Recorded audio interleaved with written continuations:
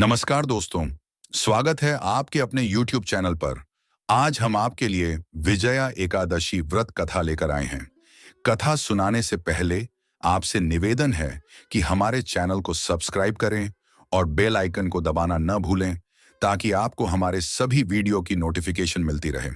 अगर आप भी भगवान श्री कृष्ण के भक्त हैं तो कमेंट सेक्शन में जय श्री कृष्णा जरूर लिखें। तो आइए शुरू करते हैं। एकादशियों का महात्म्य सुनने में अर्जुन को अपार हर्ष की अनुभूति हो रही थी। जया एकादशी की कथा का श्रवण रस पाने के बाद अर्जुन ने कहा, हे पुंडरीकाक्ष, फाल्गुन माह के कृष्ण पक्ष की एकादशी का क्या नाम है तथा उसके व्रत का क्या विधान है? कृपा करके मुझे इसके संबंध में भी विस्तार पूर्वक बताएं। श्री कृष्ण ने कहा, हे अर्जुन, फाल्गुन माह के कृष्ण पक्ष की एकादशी का नाम विजया है। इसके व्रत के प्रभाव से मनुष्य को विजयश्री मिलती है। इस विजया एकादशी के महात्म्य के श्रवण एवं वाचन से सभी पापों का अंत हो जाता है। एक बार देवर्षि नारद ने जगत पिता ब्रह्मा जी से कहा, हे ब्रह्मा जी, आप मुझे फाल्गुन माह के कृष्ण पक्ष की विजया एकादशी का व्रत तथा उसकी विधि बताने की कृपा करें। नारद की बात सुन ब्रह्मा जी ने कहा, हे पुत्र, विजया एकादशी का उपवास पूर्व के पाप तथा वर्तमान के पापों को नष्ट करने वाला है। इस एकादशी का विधान मैंने आज तक किसी से नहीं कहा, परंतु तुम्हें बताता हूं। विजया नाम की यह एकादशी उपवास करने वाले सभी मनुष्यों को विजय प्रदान करती है। अब श्रद्धा पूर्वक कथा का श्रवण करो। श्री राम को जब 14 वर्ष का वनवास मिला, तब वह अपने भ्राता लक्ष्मण तथा भार्या देवी सीता सहित पंचवटी में निवास करने लगे। उस समय महापापी रावण ने माता सीता का हरण कर लिया। इस दुखद घटना से श्री राम जी तथा लक्ष्मण जी अत्यंत दुखी हुए और सीता जी की खोज में वन वन भटकने लगे। वन में भटकते हुए वे मरणासन्न जटायु के पास जा पहुंचे। जटायु ने उन्हें माता सीता के हरण का पूरा वृत्तांत सुनाया और भगवान श्री राम जी की गोद में प्राण त्याग कर स्वर्ग की ओर प्रस्थान किया। कुछ आगे चलकर श्री राम व लक्ष्मण की सुग्रीव जी के साथ मित्रता हो गई और वहां उन्होंने बाली का वध किया। श्री राम भक्त हनुमान जी ने लंका में जाकर माता सीता का पता लगाया और माता से श्री राम जी तथा महाराज सुग्रीव की मित्रता का वर्णन सुनाया। वहां से लौटकर हनुमान जी श्री रामचंद्र जी के पास आए और अशोक वाटिका में माता सीता से भेंट का सारा वृत्तांत कह सुनाया। सब हाल जानने के बाद श्री रामचंद्र जी ने सुग्रीव की सहमति से वानरों तथा भालुओं की सेना सहित लंका की तरफ प्रस्थान किया। समुद्र किनारे पहुंचने पर श्री राम जी ने विशाल समुद्र को घड़ियालों से भरा देखकर लक्ष्मण जी से कहा, हे लक्ष्मण, अनेक मगरमच्छों और जीवों से भरे इस विशाल समुद्र को कैसे पार करेंगे? प्रभु श्री राम की बात सुनकर लक्ष्मण जी ने कहा, भ्राता श्री, आप पुराण पुरुषोत्तम आदि पुरुष हैं। आपसे कुछ भी अदृश्य नहीं है। यहां से आधा योजन दूर कुमारी द्वीप में वक्दालभ्य मुनि का आश्रम है। वह अनेक नाम के ब्रह्माओं के झाता हैं। वह ही आपकी विजय के उपाय बता सकते हैं।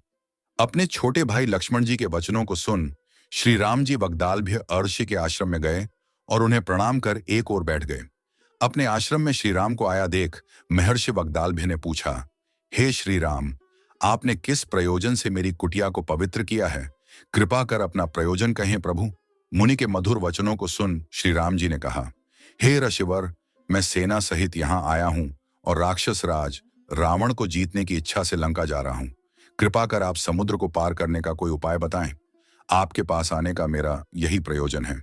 महर्षि वक्दालभ्य ने कहा, हे राम, मैं आपको एक अति उत्तम व्रत बतलाता हूं, जिसके करने से आपको विजयश्री अवश्य ही प्राप्त होगी। यह कैसा व्रत है मुनिश्रेष्ठ, जिसे करने से समस्त क्षेत्रों में विजय की प्राप्ति होती है? जिज्ञासु हो श्री राम ने पूछा।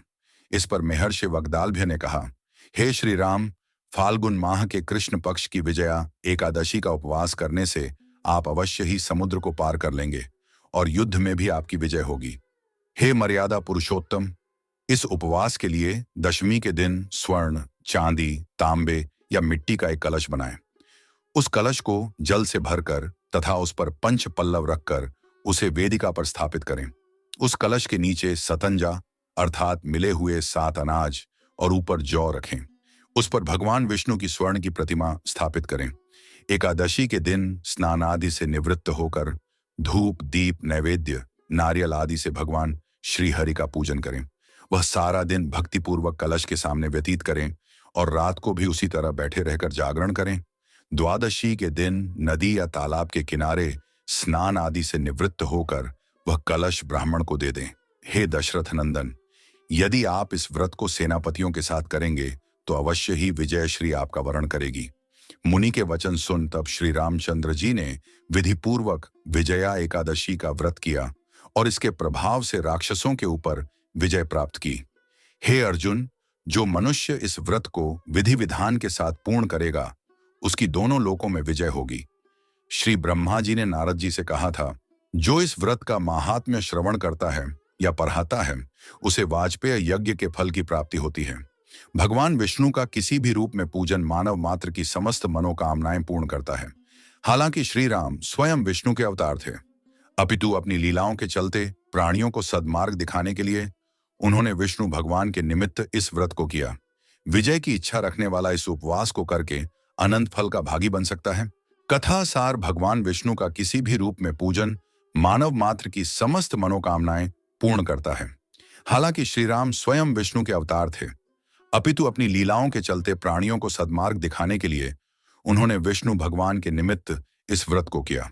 विजय की इच्छा रखने वाला इस उपवास को करके अनंत फल का भागी बन सकता है।